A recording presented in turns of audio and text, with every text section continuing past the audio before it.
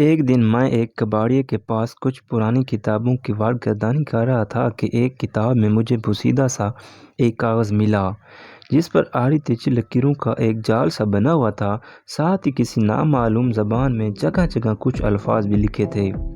وہ کتاب خرید کر میں گھر آ گیا، لیکن ان الفاظ اور لکیروں کا مطلب میری سمجھ میں نہ آیا تو یہ کاغذ اپنے دوستوں کو دکھایا۔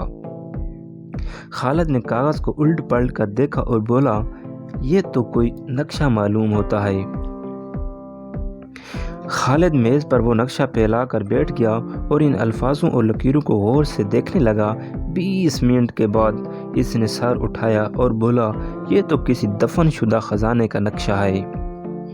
اسد نے پوچھا، مسٹر ماہر نقشہ جات، یہ تو بتائیں کہ یہ سب خزانہ کہاں دفن ہے؟ خالد نے کہا، یہاں سے شمال کی جانب ایک گھنا سا جنگل ہے، جنگل میں ایک پہاڑی ہے اور اس پہاڑی کے دامن میں ایک غار ہے۔ یہ غار خزانہ ہے، یہ خزانہ اسی غار میں ہے۔ اگر تم خزانہ حاصل کرنا چاہتے ہو تو وہاں تک میں تمہیں لے جا سکتا ہوں۔ جلدی کچھ کھانے کی چیزوں کے بعد کچھ اوزار وغیرہ کا انتظام کیا اور گاڑی میں بیٹھ گئے، خزانے کی تلاش میں روانہ ہوئے۔ خالد کو مہم کا دوران اس کو سردار چن لیا۔ وہ اسد کے ساتھ اگلی سیٹ پر بیٹھا نقشے کو دیکھ کر راستہ بتاتے جا رہا تھا۔ ایک لمبا سفر طے کر کے ہم اس جنگل قریب جا پہنچے۔ خالد نے کہا، یہی وہ جنگل ہے۔ وہ گاڑی روکتے ہیں، آگے پیدل جانا شروع کر دیتے ہیں۔ ہم نے کھانے کا سامان اور اپنے اوزار بھی اٹھا لیے اور پیدل جنگل میں چل پڑے۔ چلتے ہمارے پاؤں تھک گئے۔ ایک جگہ ندی دے کر خالد نے رکنے کا اشارہ کیا اور کہا، لو بھی کچھ کھا پی لو اور آرام کر لو، پھر آگے بڑھتے ہیں۔ ہم وہاں بیٹھ کر ٹفن کھل گئے، دسترخوان بچھ گئے، خوب پیٹ بھر کر کھانے کے بعد پھل اور مٹھائیاں بھی کھائیں اور گھاس پر لیٹ گئے۔ مگر تھوڑی دیر بعد ہی خالد نے سر اٹھا دیا اور بولا، یہاں آرام کرنے نہیں آئے، ہمیں اپنا مشن بھی تو مکمل کرنا ہے۔ ہم خالد کو کوستے ہوئے اٹھ کھڑے ہوئے اور پھر سفر شروع ہوا۔ درختوں کے ایک جھنڈ میں جیسے ہی باہر نکلے، سامنے پہاڑی نظر آئی جس میں غار تھا۔ غار کا دہانہ جھٹکار اور درختوں میں چھپا ہوا تھا، مگر خالد کی تیز نظروں نے ڈھونڈ لیا۔ ہم ٹارچ جلا کر اور رستہ بنا کر اندھیرے غار میں داخل ہو گئے۔ جگہ جگہ جانوروں کی ہڈیاں بکھری پڑی تھیں، چھت پر چمگادڑیں الٹی لٹکی ہوئی تھیں۔ ہمیں دیکھ کر ان میں ہلچل پیدا ہوئی، وہ ادھر سے ادھر اڑنے لگیں۔ ہم ان سے بچتے ہوئے آگے بڑھے۔ یہاں تو کوئی خزانہ نہیں ہے، اسد نے ادھر ادھر دیکھتے ہوئے کہا۔ خزانہ یہاں دفن ہے، ہمیں کھدائی کر کے اسے نکالنا ہے، خالد بولا۔ خالد یہ سنتے ہی ہمارے ہاتھوں کے طوطے سے اڑ گئے۔ ہمیں اس پتھریلی زمین کھودنی تھی، مگر خزانے کے لالچ میں ہم یہ سب کرنے کو تیار تھے۔ سب سے پہلے اسد ہتھوڑا لے کر آگے بڑھا اور پتھریلی زمین کھودنے لگا۔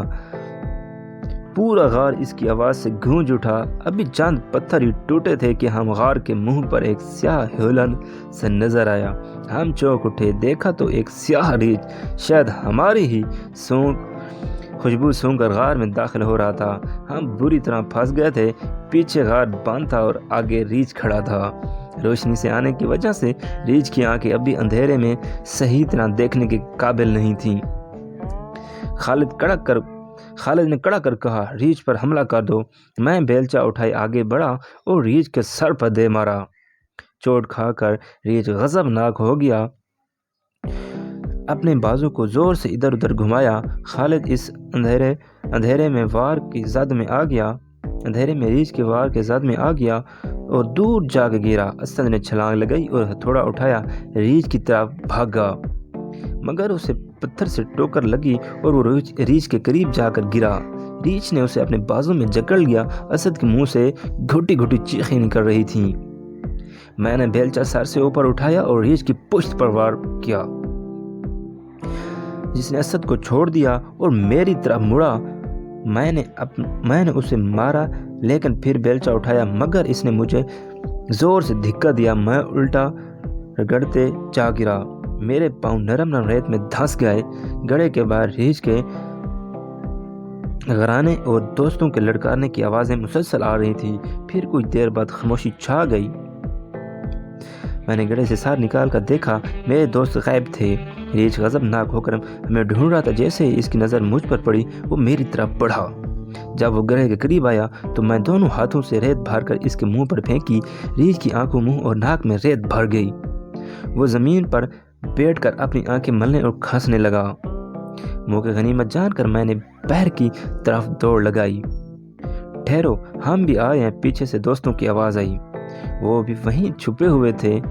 غار سے نکل کر ہم ایسے بھاگے کہ وہ دوسرا سانس پھر گاڑی میں ہی بیٹھ کر ہی لیا۔ نقشے میں تو ریچھ کا ذکر نہیں تھا، پھر کہاں سے آ ٹپکا؟ خالد نے حیرت سے کہا، یہ خزانے کا محافظ ریچھ ہے۔ احمد نے کہا۔ ہم کھلکھلا کر ہنس پڑے۔ خزانے کے لالچ میں ہم اپنے اوزار اور دوسرا سامان گوا بیٹھے تھے۔